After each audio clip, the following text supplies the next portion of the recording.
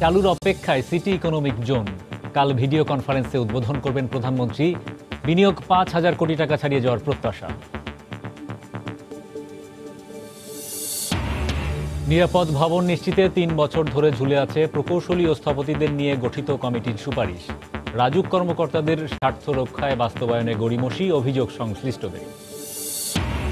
৯ দফা দাবিতে দেশের বিভিন্ন স্থানে পাটকল শ্রমিকদের ধর্মঘট। খুলনায় রেল লাইন অবরোধ, মহাসড়কে অবস্থান। ১ এপ্রিল শুরু হয়েছে সুন্দরবনে মধু আহরণ, চলবে ১৫ জুন পর্যন্ত। চলতি মৌসুমে সংগ্রহের লক্ষ্যমাত্রা ৩,০০০ মণ। এবং বাঙালির প্রাণের উৎসব বৈশাখ সামনে রেখে জমে উঠেছে বেচাকেনা। প্রাধান্য পেয়েছে লাল সাদা রং, চাহিদা গরমে স্বস্তিদায়ক পোশাকের।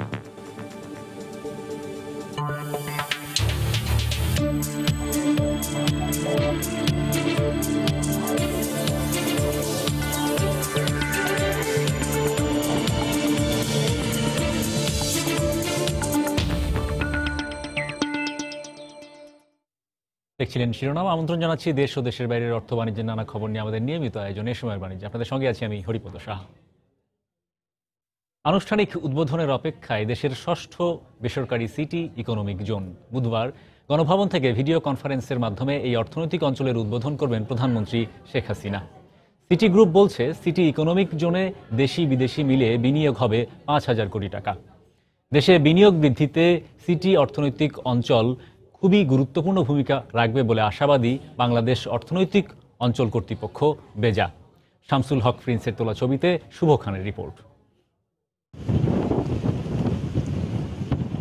ঢাকা সিলেট মহাসড়ক থেকে মাত্র ২ কিলোমিটার ভিতরে নারায়ণগঞ্জের শীতলক্ষ্যা নদীর তীরে গড়ে উঠছে দেশের শীর্ষস্থানীয় শিল্পগোষ্ঠী সিটি গ্রুপের সিটি ইকোনমিক জোন। প্রায় ৭৮ একর জায়গার ওপর বাস্তবায়নাধীন সিটি ইকোনমিক জোন স্থাপনে চূড়ান্ত লাইসেন্স দেয়া হয় ২০১৮ সালের ২৩ জানুয়ারি। ১ বছরের মাথায় উৎপাদনে যাওয়ার অপেক্ষায় সর্বাধুনিক প্রযুক্তির সিড ক্র্যাশিং ইউনিট। এখানে দৈনিক ৫,০০০ টন সয়াবিন বীজ থেকে উৎপাদন হবে ১,০০০ টন অপরিশোধিত তেল ও ৪,০০০ টন সয়াবিন। বর্তমানে এই ইকোনমিক জোনে ৩,০০০ টন অপরিশোধিত ভোজ্য তেল পরিশোধন করার লক্ষ্যে কারখানা স্থাপন করেছে সিটি এডিবল অয়েল লিমিটেড। পরীক্ষামূলকভাবে এই কারখানায় শুরু হয়েছে তেল পরিশোধন। ইকোনমিক জোনের ভেতরে খাদ্য, পানীয় ও কৃষি পণ্য প্রক্রিয়াজাতকরণ শিল্প কারখানাও গড়ে উঠছে। সিটি গ্রুপ বলছে, ইতোমধ্যে বিনিয়োগ হয়েছে ২৫০০ কোটি টাকা। সমৃদ্ধ শিল্প, সমৃদ্ধ বাংলাদেশ। মাননীয় প্রধানমন্ত্রী শিল্প বিপ্লবের যে ঘোষণা দিয়েছেন, ইকোনমি জোন তারই সফল বাস্তবায়ন। ২৫০০ কোটি টাকা বিনিয়োগ করেছি। আগামী ২ বছরে আরও ২৫০০ কোটি টাকা বিনিয়োগ হবে। দেশের সর্ববৃহৎ অটো রাইস মিল স্থাপন করা হয়েছে সিটি ইকোনমিক জোনে। প্রতিদিন চিনিগুড়া সহ অন্যান্য চাল উৎপাদন হবে প্রায় ১,৭০০ টন। ২০০ টন মসুর ডালও প্রক্রিয়াজাত হবে এই কারখানায়। সিটি ইকোনমিক জোনের সফলতা নিয়ে আশাবাদী বেজার চেয়ারম্যান। সিটি গ্রুপ তাদের প্রথম যে ইকোনমিক জোন সেটাতে শিল্প স্থাপনে পুরোপুরি সফল হয়েছে। ইকোনমিক জোন স্থাপন প্রক্রিয়াটা বিনিয়োগকে খুব বেশি উৎসাহিত করে, বিশেষ করে যারা ভালো উদ্যোক্তা তাদের জন্য এটা বিশাল একটা অপরচুনিটি। বর্তমানে সিটি ইকোনমিক জোনে নারী পুরুষ মিলে ২,০০০ মানুষ কাজের সুযোগ পাচ্ছেন। কর্তৃপক্ষ আশা করছে আগামী ২ বছরের মধ্যে চালু হবে এই ইকোনমিক জোন। তখন সব মিলিয়ে ১৫ থেকে ২০,০০০ মানুষ কাজের সুযোগ পাবেন। নারায়ণগঞ্জ সিটি ইকোনমিক জোন থেকে শুভ খান, সময় সংবাদ। ভবন নিরাপদ করতে দেশ বরেণ্য প্রকৌশলী ও স্থপতিদের নিয়ে রাজুকেরই গঠিত কমিটির সুপারিশ ঝুলে আছে ৩ বছর ধরে। নিজেদের খবরদারি কমে যাবে এই আশঙ্কায় সুপারিশ বাস্তবায়ন করছেন না রাজুক চেয়ারম্যান, এমন অভিযোগ কমিটির সদস্যদের। কমিটির মূল সুপারিশ ছিল রাজুক নিয়োগকৃত কনসালটেন্সি ফার্মের মাধ্যমে রাজধানীর ভবনগুলোর ঝুঁকি নির্ধারণ করে মালিককে নিরাপত্তা ব্যবস্থা নিতে বাধ্য করা। আতিকুর রহমান তামালের বিশেষ রিপোর্ট। গোটা দুনিয়ার মানুষকে ঝাঁকুনি দিয়েছিল রানা প্লাজা দুর্ঘটনা। তারও আগে তাজরিনের আগুন কলঙ্কিত করে বাংলাদেশের পোশাক শিল্পকে। এই ২ ঘটনার পর তৈরি পোশাকের আন্তর্জাতিক ক্রেতা জোট অ্যাকর্ড অ্যালায়েন্স বাংলাদেশের কারখানাগুলোকে নিরাপদ করতে কাজ শুরু করে। সরকার সহ সব পক্ষের চেষ্টায় বলা চলে এখন অনেকটাই নিরাপদ পোশাক কারখানার পরিবেশ। ঢাকার আবাসস্থল ও বেসরকারি ভবনগুলোকে নিরাপদ করতে 2014 সালে প্রায় একই আদলে মনিটরিংয়ের উদ্যোগ নেয় রাজুক। গঠন করা হয় কনসাল্টিং ফার্ম নিবন্ধীকরণ কমিটি। কমিটির আহ্বায়ক অধ্যাপক জামিনুল রেজা চৌধুরী। তিনি ছাড়াও কমিটিতে আছেন বুয়েটের অধ্যাপক মেহেদী আহমেদ আনসারি, প্রকৌশলী মোবাশ্বের হোসেন সহ দেশবরেণ্য স্থপতি প্রকৌশলীরা। কমিটি প্রায় বছরখানেক ধরে তৈরি করা সুপারিশমালা 2016 সালে তুলে দেয় রাজুকের হাতে। 2016 সালের 11 এপ্রিল থেকে প্রায় 3 বছর ধরে সেই সুপারিশ অনুমোদনের অপেক্ষায় ঝুলছে রাজুক দপ্তরে। রাজুকে কিন্তু রিকোয়েস্ট করে আমাদের কমিটিটা ফর্ম করেছে। গত 3 বছর কিন্তু 3000 ভবন হয়তো ঢাকা শহর উঠে গেছে। এগুলোর ক্ষেত্রে কিন্তু আমরা এই ফায়ার ফাইটিং এবং বিল্ডিং কোডের এনফোর্সমেন্ট খুব সহজেই হয়ে যেত, কিন্তু এটাও মিস করলো। শুধু নতুন ভবন নয়, পুরাতন ভবনগুলোকেও মনিটরিংয়ের আওতায় আনার কথা বলা হয় সুপারিশে। 14 সালে যখন কমিটি করা হয় তখন সে সময় রাজুকের সদস্য আব্দুর রহমান বর্তমানে সংস্থাটির চেয়ারম্যান। তিনি এই কমিটির সকল মিটিংয়েই ছিলেন। এ কারণে তিনি শুরু থেকে এ বিষয়ে অবগত। সবশেষ গত 18 মার্চ কমিটির সুপারিশ অনুমোদনের কথা ছিল, কিন্তু সেটিও ঝুলে যায় অজ্ঞাত কারণে। কাজটা আমরা করে দিয়ে ফাইনাল করে নিয়ে আসছি, কিন্তু চূড়ান্ত সভা ডাকা হচ্ছে না। বহুদিন এটা আটকে ছিল, আবার কিছুদিন আগে রিভাইভ হলো, কী কারণে যায় না। আমার কাছে সময় নিল যে আমি দিলাম একটা তারিখ 10-12 দিন আগে। ওই দিনই সকালে টেলিফোন করে বলল যে চেয়ারম্যান হিসাবের অন্য কাজ পড়ে গেছে, আজকে মিটিং হবে না। কমিটির সদস্যদের মত, নিজেদের ক্ষমতা অন্যের হাতে না দিতেই রাজুকের এই টালবাহানা। কোনো একটা অজ্ঞাত কারণে আমার মনে হচ্ছে যে রাজুক এটাকে কোনোভাবেই এনফোর্স করতে দিচ্ছেন না। যেটি বাস্তবায়ন হলে রাজুকের কিছু খারাপ মানুষ যারা রাজুককে ধ্বংস করছে, মানুষকে পথে বসানোর চেষ্টা করে, মানুষকে ব্ল্যাকমেইল করে, তাদের স্বার্থে এটা আঘাত হবে। সব বিষয় শুনে মন্ত্রী দিয়েছেন আশ্বাস, জানিয়েছেন এ বিষয়ে কার্যকর ব্যবস্থা নেওয়া হবে। কোনোভাবেই রাজুকের কোনো কর্মচারী কর্মকর্তাকে দায় সারাগোছের দায়িত্ব পালন অথবা জনভোগান্তির সৃষ্টি হতে পারে এ জাতীয় বিষয়কে কোনোভাবেই মেনে নেওয়া হবে না। 3 বছর ধরে অনুমতি কেন ঝুলে আছে সেটি জানতে শনিবার দিনভর মোবাইলে ফোন করে এবং মেসেজ দিয়েও সাড়া মেলেনি রাজুক চেয়ারম্যানের। এমনকি রোববার এসেও সাক্ষাৎ মেলেনি তার। আতিকুর রহমান তামাল, সময় সংবাদ, ঢাকা। রাজধানীর ঝুঁকিপূর্ণ বহুতল ভবন শনাক্তে দ্বিতীয় দিনের মতো পরিদর্শন কাজ শুরু করেছে রাজুক। এই মুহূর্তে বনানী এলাকায় আছেন রিপোর্টার রাশেদ বাপ্পি এবং ধানমন্ডিতে আছেন শাহরিয়ার জামান দ্বীপ। সরাসরি চলে যাচ্ছি তাদের কাছে। প্রথমেই যাচ্ছি বাপ্পির কাছে। দ্বিতীয় দিনের মতো রাজধানীর বিভিন্ন বহুতল ভবনগুলোর অবস্থা, অর্থাৎ কি অবস্থায় রয়েছে, নকশার সঙ্গে মিল রেখে ভবনগুলো তৈরি করা হয়েছে কিনা, নাকি নকশা বহির্ভূত স্থাপনা রয়েছে, সেই বিষয়গুলো পরিদর্শন করছে দ্বিতীয় দিনের মতো রাজধানী উন্নয়ন কর্তৃপক্ষ রাজুক। রাজুকের 24টি টিম, 18টি জোনের 24টি টিম দ্বিতীয় দিনের মতো এই কার্যক্রম শুরু করেছে। আমরা রয়েছে রাজুকের জোন 4-এর একটি দলের সঙ্গে, এবং সেই দল রাজধানীর বনানীর কামাল আতাতুর্ক এভিনিউ থেকে সেই অভিযান শুরু করেছে। আমরা যে ভবনটিতে এখন রয়েছে সেটি হচ্ছে সফুরা টাওয়ার। এই ভবনটিতে এসে রাজুক প্রাথমিকভাবে দেখতে পেয়েছে যে নকশায় তাদের ছিল 14 তলার ভবন, কিন্তু সেই ভবনটি তৈরি করা হয়েছে 16 তলার। এখন 16 তলায় রয়েছে ভবনটি। একই সঙ্গে যে বেসমেন্ট রয়েছে, বেসমেন্টও নকশা বহির্ভূতভাবে তৈরি করা হয়েছে বলে আমরা এখানে এসে জানতে পেরেছি। তবে এখানের যে কার্যক্রম, সেই কার্যক্রম চলছে, আরও কিছুক্ষণ হয়তো সময় লাগবে পুরোপুরি এই ভবনটির যে অনিয়ম কিংবা অব্যবস্থাপনা রয়েছে সেই বিষয়টি নিশ্চিত হতে। আমি একটু জানিয়ে রাখতে চাই যে এই যে অভিযান চলছে, অভিযান 15 দিন পর্যন্ত চলবে, এবং 15 দিন শেষে এই রাজধানীর যে বহুতল ভবনগুলো রয়েছে সেই বহুতল ভবনগুলোর যে রিপোর্ট প্রদান করা হবে বলে আমাদেরকে জানানো হয়েছে। তবে একটি বিষয় আমরা এখানে এসে একটু মনে হচ্ছে ঝামেলাপূর্ণ, সেটা হচ্ছে এই যে ভবনগুলো 12 তলা বা 15 তলা বা যে তলা পর্যন্ত অনুমোদন আছে, কিন্তু তার থেকেও 3, 4 বা 5 তলা অতিরিক্ত করা হয়েছে, সেই তলাগুলোর ভবিষ্যৎ কি হবে বা এই ভবনগুলোর ভবিষ্যৎ কি হবে সেই বিষয়টা কিন্তু এখনো অনিশ্চিত। একই সঙ্গে আমরা গতকালকে যখন অভিযানে ছিলাম ঠিক তখনও দেখতে পেয়েছি একটি ভবন যেখানে লিফট নির্মাণ করার কথা ছিল যে প্রান্তে, সেখানে না করে অন্য প্রান্তে তৈরি করা হয়েছে। তবে সেই লিফটের কি হবে, এরকম নানা প্রশ্নের মধ্যেই কিন্তু এই অভিযান চলছে। তবে রাজুকের যারা রয়েছেন তারা সবসময় দাবি করছেন আমাদের কাছে যে তাদের কাছে সব তথ্যই নাকি হালনাগাদ রয়েছে, অর্থাৎ হালনাগাদ তথ্য রয়েছে। তবে আমরা এই যে অভিযানগুলো করছি, এই অভিযানের আজকে দ্বিতীয় দিনে এসে আমরা যেমনটা দেখতে পাচ্ছি, যদি হালনাগাদ তথ্য থেকেই থাকতো তাহলে কিন্তু এই নতুন নতুন অনিয়মগুলো বের হওয়ার কথা না। আর একটি বিষয় বলে রাখবো, গতকাল রাজুকের চেয়ারম্যান, তিনি আমাদের এখানে এসেছিলেন এই বনানীর অভিযানে।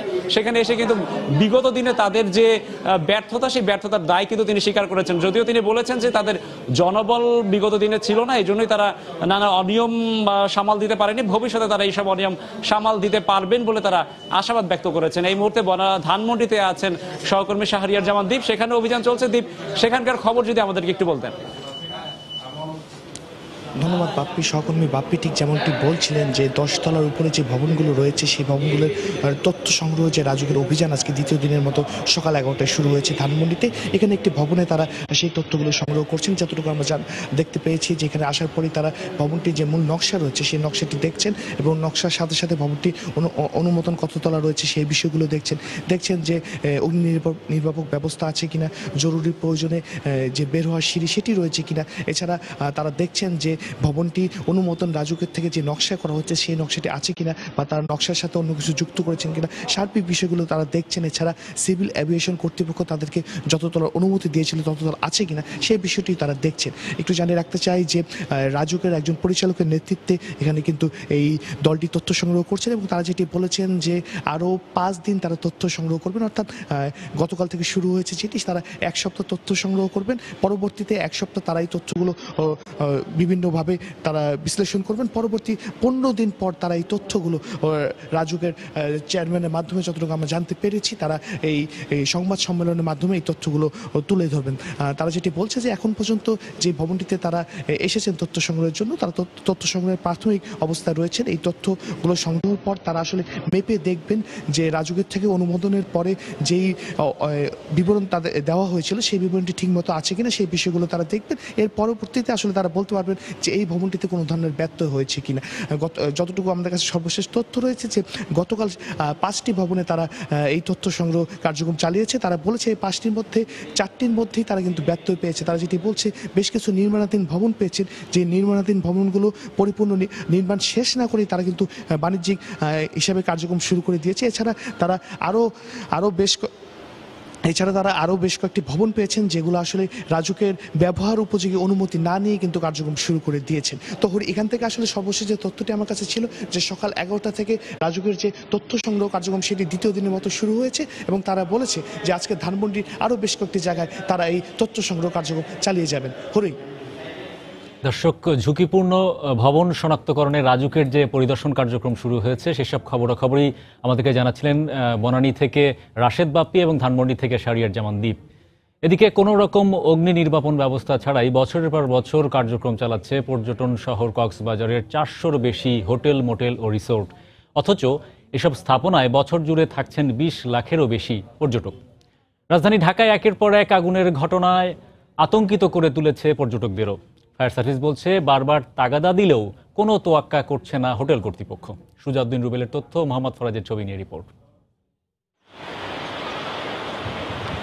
পর্যটন শহর কক্সবাজার, এখানে পর্যটকদের থাকার জন্য গড়ে উঠেছে 4 শতাধিক হোটেল, মোটেল ও রিসোর্ট। নভেম্বর থেকে ফেব্রুয়ারি পর্যন্ত পর্যটন মৌসুমের পাশাপাশি সাপ্তাহিক ছুটি কিংবা সরকারি ছুটিতে পর্যটকের 3 ধরনের ঠাঁই থাকে না এসব বহুতল হোটেল, মোটেল ও রিসোর্টে। কিন্তু এগুলোর মাত্র 2-1টিতে অগ্নি নির্বাপক ব্যবস্থা থাকলেও বাকিগুলোতে নেই কোনো অত্যাধুনিক ব্যবস্থা। ফলে পর্যটকরা হোটেলে নিজেদের নিরাপত্তা নিয়ে চিন্তিত। হঠাৎ যদি কখনো অগ্নিকাণ্ড ঘটে তো সেক্ষেত্রে দেখা যাইতেছে আমাদের জন্য কিন্তু খুবই বিপজ্জনক হবে। প্রত্যেকটা হোটেল অনুমোদন দেওয়ার আগে অগ্নি নির্বাপন ব্যবস্থা সঠিকভাবে নিশ্চিত হওয়ার পরে সেটা চালু করা উচিত। ফায়ার সার্ভিস কর্তৃপক্ষ বলছে এই ব্যাপারে বারবার তাগাদা দিলেও হোটেল মালিকরা কোনো ব্যবস্থা নিচ্ছেন না। পানির লাইন, পানি রিজার্ভার বা এক্সিট বা আমাদের যাওয়া আসার জন্য 30 ফিট রাস্তা, এগুলো অনেকাংশে অনেক হোটেলের মধ্যে পাওয়া যায় নাই। তবে এই জন্য প্রশাসন ও ফায়ার সার্ভিস কর্তৃপক্ষকে দুষছে হোটেল কর্তৃপক্ষ। কক্সবাজার প্রত্যেকটা হোটেলের রেগুলেশন মেনটেন করা, কেউ ফায়ার থেকে শুরু করে সিকিউরিটি থেকে শুরু করে টোটাল ব্যবস্থাটা আগের চেয়ে আরও খারাপ হচ্ছে। ডে বাই ডে উন্নতি করার বা চেষ্টা করা হচ্ছে সবাই। জেলা প্রশাসনের এই কর্মকর্তা জানান, পর্যটকদের নিরাপত্তার জন্য এখন থেকে হোটেল, মোটেল ও রিসোর্টগুলো অগ্নি নির্বাপন ব্যবস্থার আওতায় না আনলে কঠোর ব্যবস্থা নেওয়া হবে। প্রাথমিকভাবে ওদেরকে যে টাইম লিমিট দিয়েছি তার মধ্যে ওরা যেন নিশ্চিত করে ওদেরকে অনুরোধ করেছি আর যদি নিশ্চিত না করে পরবর্তী সময় আরও হার্ড লাইনে যাব। অগ্নি নির্বাপন ব্যবস্থা না থাকায় সোমবার hotel best western heritage, sea world resort ও উইন্ডি টেরেজ হোটেলকে মোট 1 লাখ টাকা জরিমানা করেছে জেলা প্রশাসনের ভ্রাম্যমাণ আদালত। সময় সংবাদ, কক্সবাজার। রমজান সামনে রেখে আমদানি বাড়ায় চট্টগ্রাম বন্দরে জাহাজের সংখ্যা বেড়েছে। আবহাওয়া অনুকূলে থাকায় পণ্য খালাস সহ অন্যান্য কার্যক্রম স্বাভাবিক গতিতেই চলছে। চট্টগ্রাম বন্দরে আমদানি রপ্তানি কার্যক্রম জানাতে এই মুহূর্তে সেখানে আছেন রিপোর্টার কমল দে। আমরা সরাসরি যোগ দিচ্ছি তার সঙ্গে। কমল। ধন্যবাদ হরি। আমরা আগে যেগুলি আমদানি রপ্তানি পর্যবেক্ষণ করে দেখেছি সেটি হচ্ছে দেশে মূলত দুটি সময়ে আমদানির পরিমাণটি বাড়ে। প্রথম থাকে রোজার ঠিক রোজার আগে করে এবং দ্বিতীয় হচ্ছে বাজেটের আগে করে। এখন যেহেতু আগামী 6 মে থেকে রোজা শুরু হবে, তাই কিন্তু আমরা দেখতে পাচ্ছি আমদানির পরিমাণটি তুলনামূলক বেড়েছে। গত কয়েক সপ্তাহে চট্টগ্রাম বন্দরে 80 থেকে 85 জাহাজের অবস্থান থাকলেও আজ দেখতে পাচ্ছি আমরা 96টি জাহাজ অবস্থান রয়েছে, অর্থাৎ আমদানি পণ্য নিয়ে জাহাজগুলো বন্দরে ভিড়ছে এবং সেখান থেকে পণ্য খালাস হচ্ছে। অপরদিকে যেহেতু এখন রাজনৈতিক পরিস্থিতি এবং আবহাওয়া দুটি অনুকূল রয়েছে, সেখানে কিন্তু বন্দর যে পণ্য ওঠানামা কিংবা ডেলিভারি সিস্টেম তা পুরোগতিতে চলছে। তো বন্দর যে 96টি জাহাজ আজকে অবস্থান করছে, এর মাঝে আমরা দেখতে পাচ্ছি কন্টেনার বাহী জাহাজ রয়েছে 14টি এবং জেনারেল কার্গো রয়েছে কিন্তু 26টি। যেটি বলছিলাম যে কার্গো ভেসেল করে যে আমদানি কিন্তু পণ্য বা খাদ্যশস্য, বিশেষ করে ভোগ্য পণ্য যে আমদানি হচ্ছে সেটা কিন্তু ব্যাপকভাবে হচ্ছে, যে কারণে ব্যবসায়ী ইতিমধ্যে বলছেন যথেষ্ট পরিমাণ ভোগ্য পণ্য আমদানি হওয়ার কারণে এবার রমজানে পণ্য কোনো রকম দাম বাড়বে না, সেইটি আমরা বন্দরে এসেও দেখতে পাচ্ছি। শিব পর্যন্ত আমদানির পরিমাণ, কারণ জাহাজ আসার পরিমাণটি বেড়েছে। এছাড়া অন্যান্য খাদ্যপণ্যবাহী জাহাজ দেখা যাচ্ছে 60টি চট্টগ্রাম বন্দরে অবস্থান করছে এবং সেগুলিতে পণ্য খালাস চলছে। আর সবচেয়ে বেশি জাহাজ রয়েছে সিমেন্ট ক্লিংকার বাহী। আমরা দেখতে পাচ্ছি 34টি জাহাজ আছে সিমেন্ট ক্লিংকার বাহী, সেখান থেকে পণ্য খালাস হচ্ছে। এই যে 96টি জাহাজ চট্টগ্রাম বন্দরে অবস্থান করছে, এর মাঝে আমরা বহির্নোঙরে জাহাজ রয়েছে কিন্তু 73টি, অর্থাৎ যেসব ভোগ্য পণ্যবাহী জাহাজ রয়েছে সেসব জাহাজ যে খালাস হচ্ছে পুরোদমে। এর মধ্যে ভোগ্য যে 73টি জাহাজ বহির্নোঙরে অবস্থান করছে, তার মধ্যে 47টি জাহাজ থেকে পণ্য খালাস হচ্ছে। আপনারা জানেন যে বাংলাদেশে যেসব ভোগ্য পণ্যের মধ্যে রয়েছে সেগুলি কিন্তু বহির্নোঙরে খালাস হয় এবং লাইটারের জাহাজের মাধ্যমে সেগুলো আবার তারা বিভিন্ন ঘাটে পৌঁছে দিয়ে যাচ্ছে। তো এই বলা চলে তুলনামূলকভাবে যে কন্টেনার ওঠানামা যেমন প্রধান যেটিতে হচ্ছে, ঠিক তেমনি বহির্নোঙরের মধ্যে কিন্তু সব ধরনের পণ্য খালাস হচ্ছে। এবার আমি একটু ডেলিভারির দিকে আসি। চট্টগ্রাম বন্দর কর্তৃপক্ষ কিন্তু প্রতিদিনই কিন্তু 2,500 থেকে 3,000 কন্টেনার তারা ডেলিভারি দিচ্ছে, যে কারণে কন্টেনার জটের কোনো আশঙ্কা নেই। চট্টগ্রাম বন্দর বলা চলে এখন তারা সুবর্ণ সময় অতিক্রম করে যাচ্ছে। যেমন জাহাজ জটটাই খুব দ্রুত করতে জাহাজ খালাস হচ্ছে, ঠিক তেমনি পণ্য ওঠানামা এবং ডেলিভারি সব কাজে চলছে স্বাভাবিক গতিতেই। তো এখন পর্যন্ত হরি আমার কাছে ছিল দেশের প্রধানতম সমুদ্র বন্দর চট্টগ্রাম বন্দর, যে আমদানি পণ্য বেড়েছে এবং জাহাজ আসার পরিমাণও বাড়ছে তুলনামূলকভাবে, তার সর্বশেষ তথ্য। দর্শক সহকর্মী কমল দে চট্টগ্রাম বন্দরের পণ্য ওঠানামা সহ বন্দরের সার্বিক কার্যক্রমের খবর আমাদেরকে জানাচ্ছিলেন। দেশেই এখন তৈরি হচ্ছে মাথার খুলি সহ অর্থোপেডিকের কৃত্রিম উপকরণ, যা দিয়ে সহজেই প্রতিস্থাপন করা সম্ভব মানুষের কৃত্রিম অঙ্গ প্রত্যঙ্গ। চিকিৎসা শাস্ত্র সহ শিল্প প্রতিষ্ঠানের সবশেষ প্রযুক্তির যন্ত্রপাতির দেখা মিলছে রাজধানীতে আয়োজিত 7 দিনব্যাপী শিল্প মেলায়। দেশীয় শিল্প বিকাশে এখাতে ব্যাংক ঋণের সুদ 1 অঙ্কে নামিয়ে আনার দাবি উদ্যোক্তাদের। মামুন আবদুল্লাহ রিপোর্ট। মহিলা রুগী আসছে, তো আসার পরে উনি মাথা যে সাইডটা ফেটে গিয়েছে ওটাকে স্ক্যান করে উনি আমাদেরকে বললেন এটা কি পসিবল, এই সাইডটা আমরা যদি এটাকে 3D প্রিন্ট করে যদি করে দেই তাহলে এটা কি পসিবল। তো আমরা বললাম জি স্যার পসিবল। নাদিম মাহমুদ বলছিলেন সড়ক দুর্ঘটনায় মাথার খুলি হারানো এক বোনের মাথায় কৃত্রিম খুলি স্থাপনের গল্প। সিলামেন্ট ব্যবহার করে এখন দেশেই স্ক্যানারের সাহায্যে তৈরি করা হচ্ছে অর্থোপেডিকের নানা উপাদান। নতুন এই প্রযুক্তি দেখতে তাই বঙ্গবন্ধু আন্তর্জাতিক সম্মেলন কেন্দ্রে শিল্প মেলায় উৎসুক দর্শনার্থীদের একটু বেশি আগ্রহ। আমাদের আরো 4টা অপারেশন ছিল যে আমাদের প্রিন্টটা, আমাদের 3D প্রিন্ট এই ফাইলটা কাজে লাগিয়ে ওরা এই কনসেপ্টগুলো কাজে লাগিয়েছে। এটা মানব শরীরে যেমন কাজে লাগছে এবং আমাদের এটা শিল্প বা অন্যান্য শোপিস হিসেবে বা আমাদের ব্যবহার্য দেখার জন্য এটা ভালো নতুন আইডিয়া। 3D ডাইমেনশনের কাজগুলো আমরা সরাসরি এখানে দেখতে পাচ্ছি এবং বাস্তব অভিজ্ঞতা হয়েছে। শুধু চিকিৎসা শিল্পের যন্ত্রপাতিই নয়, কৃষির উৎপাদন বৃদ্ধি কিংবা সবুজ শিল্পায়নের জন্য কাজ করে যাচ্ছেন অনেক উদ্যোক্তাই। দেশীয় শিল্পের এসব যন্ত্রপাতি দেখতে তাই ভিড় জমান সংশ্লিষ্টরা। এই মেশিন দিয়ে ঘন্টায় 0.6 একর জমির পাটের আঁশ চালানো যায়। আমাদের এখানে যেটা আছে, বয়লারটা যখন ওভার প্রেশার হয়ে যাবে automatic blue down shut down হয়ে বয়লার বন্ধ হয়ে যাবে, ব্রাস্ট হওয়ার ভয়টা থাকবে না। না। আমাদের শিল্পটা কতটা অগ্রসর হয়েছে সেটা দেখার জন্য। শিল্প খাতের নীতি সহায়তা পেলে চতুর্থ শিল্প বিপ্লবে দেশ সামনে থেকে নেতৃত্ব দিতে পারে বলে মত খাত সংশ্লিষ্টদের। যদি আমরাই সেগুলিকে কোয়ালিফাইড করে ইন্টারন্যাশনালি রিপ্রেজেন্ট করতে পারি, then definitely multinational branded company will come here. আশেপাশের দেশগুলিতে যে সমস্ত প্রযুক্তি ব্যবহৃত হচ্ছে সেই প্রযুক্তিগুলিকে আমাদের স্থানীয়ভাবে কিভাবে এটা সমন্বয় সাধন করা সম্ভব সেটা নিয়ে গবেষণা করা যেতে পারে। প্রোডাকশন কস্টগুলোকে কমিয়ে আনা, প্রসেসগুলোকে আপ টু ডেট মডার্ন করে তোলা। প্রথমবারের মতো আয়োজিত এই শিল্প মেলা সবার জন্য উন্মুক্ত। 300 স্টল নিয়ে সাজানো মেলাটি চলবে আগামী 6 এপ্রিল পর্যন্ত। মামুন আব্দুল্লাহ, সময় সংবাদ, ঢাকা। চতুর্থ প্রজন্মের শিল্প বিপ্লবের সুফল পেতে দক্ষ জনগোষ্ঠী গড়ে তোলা হবে সবচেয়ে বড় চ্যালেঞ্জ। গতকাল বঙ্গবন্ধু আন্তর্জাতিক সম্মেলন কেন্দ্রে চতুর্থ শিল্প বিপ্লব নিয়ে সেমিনারে মূল প্রবন্ধে উঠে আসে এমন বক্তব্য। সারা বিশ্বের সঙ্গে তাল মিলিয়ে এগিয়ে যেতে হলে বাংলাদেশকে এখন থেকে প্রস্তুতি নিতে হবে। প্রয়োজন হবে গবেষণায় অংশীদারিত্ব বাড়ানো। এক্ষেত্রে সরকারের পাশাপাশি বেসরকারি বিনিয়োগকারীদের এগিয়ে আসতে হবে। চতুর্থ শিল্প বিপ্লবে কর্মসংস্থান হারানোর বিষয়টি তুলে ধরেন বক্তারা।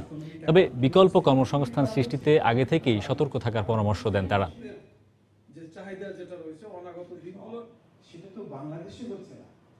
ইনফ্রাস্ট্রাকচার লাগবে, টেকনোলজির জ্ঞানটাকে ছড়িয়ে দিতে হবে, এডিকুয়েট রিসোর্স লাগবে এবং আমার এনার্জি লাগবে। পলিটিক্যাল স্টেবিলিটি অবশ্যই লাগবে আমাদের, কারণ সদিচ্ছা লাগবে। পলিসি মেকাররা অনেক পলিসি নিতে হবে এবং সেই জায়গাতেই যদি আমরা এগুলো না করতে পারি, রিস্ক শেয়ারিং না করতে পারি, প্রপার স্কিল ট্রেনিং না করতে পারি, তাহলে কিন্তু এই ফোর্থ ইন্ডাস্ট্রিয়াল রেভলিউশনের যে সুবিধাগুলো, যে বিরাট অপরচুনিটি সারা দুনিয়ার সাথে আমাদের কম্পিট করার, সেই অপরচুনিটিগুলো কিন্তু আমরা নিতে পারবো না। মজুরি কমিশন বাস্তবায়ন ও বকেয়া বেতন পরিশোধ সহ 9 দফা দাবিতে খুলনায় 72 ঘণ্টা ধর্মঘট পালন সহ রেলপথ অবরোধ করে বিক্ষোভ করছেন রাষ্ট্রায়ত্ত পাটকল শ্রমিকরা। পূর্ব ঘোষিত কর্মসূচি অনুযায়ী সকালে শ্রমিকরা কাজে যোগ না দিয়ে খুলনা যশোর মহাসড়ক ও রেলপথ অবরোধ করে থাকে। এতে খুলনার সঙ্গে সারা দেশের রেল যোগাযোগ বন্ধ রয়েছে। তবে বিকল্প পথে খুলনা থেকে যশোর চলাচল করছে বিভিন্ন পরিবহন। এছাড়া খুলনার নতুন রাস্তার মোড়ে অবস্থান নিয়ে সমাবেশ করছেন শ্রমিকরা। এ সময় অবিলম্বে তাদের সব দাবি মেনে না নিলে কঠোর আন্দোলনের হুঁশিয়ারি দেন তারা।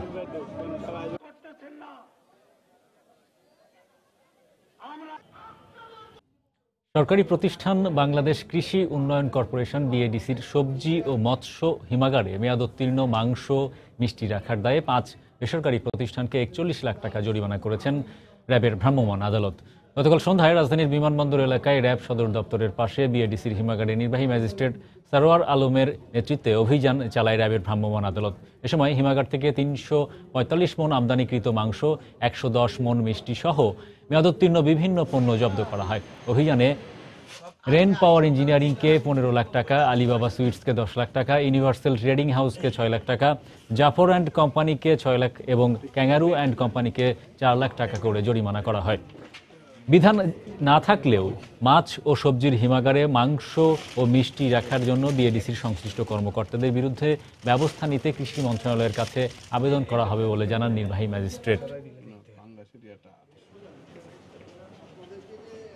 সরকারি প্রতিষ্ঠান হিসেবে এটা বড় ধরনের একটা গাফিলতি অন্যায় অপরাধ করেছেন। আমরা এই বিষয়ে মন্ত্রণালয়ে লিখব। বেসিক্যালি এই প্রতিষ্ঠানটি হচ্ছে শুধুমাত্র আসলে এক্সপোর্ট ওরিয়েন্টেড পণ্য রাখার জন্য, বিশেষ করে সবজির জন্য পার্টিকুলারলি। সেখানে তা না করে কিন্তু এখানে রাখা হয়েছে কিন্তু আপনার মাংসের সাথে মিষ্টি রাখা হয়েছে, আপনার আমদানি যেগুলো বৈধভাবে আমদানি করা হয় না সেই ধরনের মাংস রাখা হয়েছে, এক্সপায়ার মাংস রাখা হয়েছে, এক্সপায়ার চিজ রাখা হয়েছে। সরকারের নানা ধরনের ডিজিটাল সেবা পৌঁছে গেছে বাগেরহাটের প্রত্যন্ত এলাকায়। অল্প সময় ও কম খরচে হাতের নাগালে ইউনিয়ন পরিষদ থেকে পাওয়া যায় এই ডিজিটাল সেবা। এতে খুশি সর্বস্তরের মানুষ। আলী আকবর টুটুলের পাঠানো তথ্য ও ছবি নিয়ে রিপোর্ট। অজপাড়াগায় সহজেই মিলছে জমির পর্চা, জীবন বীমা, পল্লী বিদ্যুতের বিল পরিশোধ, সরকারি ফর্ম, পাবলিক পরীক্ষার ফলাফল, অনলাইনে বিশ্ববিদ্যালয়ে ভর্তি, জন্ম মৃত্যু নিবন্ধন, ভিজিএফ ভিজিডি তালিকা ও নাগরিক সনদ সহ নানা সেবা।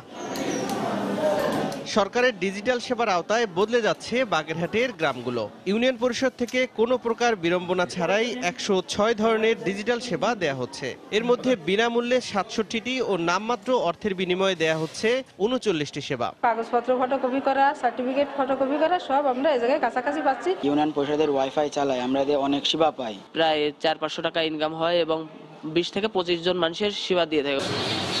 ইউনিয়ন ডিজিটাল সেন্টারকে সরকারের যুগোপযোগী পদক্ষেপ বলে মনে করেন স্থানীয় জনপ্রতিনিধিরা। মানুষের সময় সাশ্রয় হচ্ছে, মানুষ দাঁড়ে দাঁড়ে ঘোরা লাগছে না, বিভিন্ন অফিস আদালতে যেতে হচ্ছে না, শিক্ষা বিষয়ক, চাকরি বিষয়ক সমস্ত ইনফরমেশনগুলো এখান থেকে মানুষ গ্রহণ করছে। ইতিমধ্যে বাগেরহাটের 75টি ইউনিয়নের মধ্যে 58টিতে অপটিক্যাল ফাইবারের মাধ্যমে ইন্টারনেট সংযোগ দেওয়া হয়েছে বলে জানান জেলার অন্যতম শীর্ষ এই কর্মকর্তা। আমরা এই কার্যক্রমগুলো আরও সুন্দরভাবে করার জন্য বিভিন্ন রকম পদক্ষেপ নিচ্ছি, আমরা প্রতিনিয়ত মনিটরিং করছি। মানুষের দোরগোড়ায় ডিজিটাল সেবা পৌঁছে দিতে 2010 সালে সারা দেশে একযোগে শুরু হয় ইউনিয়ন তথ্য কেন্দ্র, যা ডিজিটাল সেন্টার নামে পরিচিত। সময় সংবাদ, বাগেরহাট। বাঙালির প্রাণের উৎসব বৈশাখ সামনে রেখে বেচাকেনা শুরু হয়েছে চট্টগ্রামের বিপণী বিতানগুলোতে। লাল সাদার পাশাপাশি পরিবারের সদস্যদের জন্য কিনছেন বৈচিত্র্যময় সব পোশাক। চাহিদার কথা মাথায় রেখে বিক্রেতারাও এনেছেন আরামদায়ক ও নতুন ডিজাইনের কাপড়। নূর জামাল আতিকের ক্যামেরায় শফিকুল আলমের রিপোর্ট।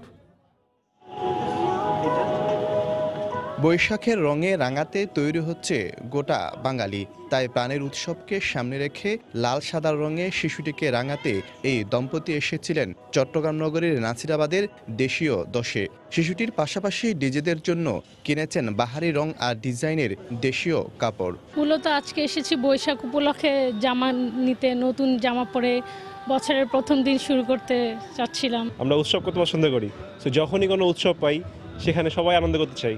এখানে জাতি বা ধর্ম কোনো কিছু ভেদাভেদ রাখি না। দেশি দশের নানা দোকানে সারি সারিভাবে সাজিয়ে রাখা হয়েছে বাঙালি নারী পুরুষের জন্য রং বেরঙের নানা দেশীয় শাড়ি আর পাঞ্জাবি। আছে সালোয়ার কামিজ ও 3 পিস। আমাদের বাংলাদেশের জন্য একটা ঐতিহ্যবাহী অনুষ্ঠান, তো এখানে আমরা সবাই সাদা লালে যেহেতু পরি, তো সাদা লালের মধ্যে কিছু দেখতে চাচ্ছি। বাচ্চাদের জন্য, তারপরে নিজেদের জন্য লাল সাদা 3 পিস। গরম হওয়ায় সুতির পাশাপাশি রাখা হয়েছে নতুনত্ব ও বৈচিত্র্যপূর্ণ সব বৈশাখী কাপড়। বিক্রেতারা জানান বেচাকেনা হচ্ছে বেশ ভালো। বেবি ড্রেস আছে, বাচ্চাদের, মেয়ে যুবক যুবতীদের জন্য সিঙ্গেল কামিজ আছে, শাড়ি আছে, তারপরে মাটির জুয়েলারি আছে। কাস্টমারও সমাগম হচ্ছে, আশা করি ভালোই হবে। লাল সাদার কাপড়ে নিজেকে আরও সৌন্দর্য ও আকর্ষণীয় করে তুলতে কিনছেন গ্রামীণ নানা উপাদান দিয়ে তৈরি গলার মালা, কানের দুল ও আংটি সহ হরেক রকমের গহনা আর অলংকার। শফিকুল আলম, সময় সংবাদ, চট্টগ্রাম। ক্রেতাদের কেনাকাটার নতুন অভিজ্ঞতা দিতে গুলশান অ্যাভিনিউতে বাটার দৃষ্টিনন্দন ফ্ল্যাগশিপ শপ সাজানো হয়েছে বিভিন্ন আন্তর্জাতিক ব্র্যান্ডের পণ্যে। আন্তর্জাতিক নকশায় গড়ে তোলা এই বাটা শপের উদ্বোধন করেন বাটা ও অর্গানাইজেশনের প্রধান নির্বাহী কর্মকর্তা অ্যালেক্সিস নাসার্ড। এ সময় বাটা সাউথ এশিয়া এমার্জিং মার্কেটের প্রেসিডেন্ট রাজীব গোপাল কৃষাণ সহ বাটার ঊর্ধ্বতন কর্মকর্তারা উপস্থিত ছিলেন। 3000 বর্গফুটের এ শোরুমে পাওয়া যাচ্ছে পাওয়ার, নর্থস্টার, ম্যারি ক্লেয়ার, অ্যাডিডাস সহ আন্তর্জাতিক ব্র্যান্ডের পণ্য।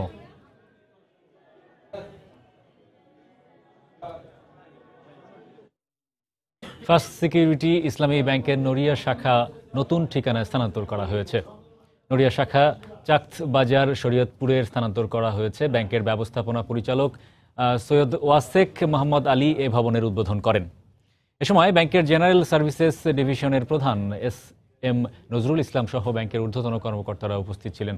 অনুষ্ঠান উপলক্ষে দোয়া মাহফিলের আয়োজন করা হয়।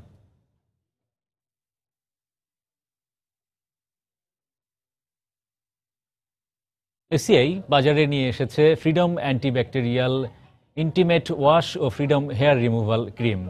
এ উপলক্ষে রাজধানীতে আয়োজিত এক অনুষ্ঠানে প্রধান অতিথি হিসেবে উপস্থিত ছিলেন এসিআই কনজিউমার ব্র্যান্ডসের নির্বাহী পরিচালক সৈয়দ আলমগীর।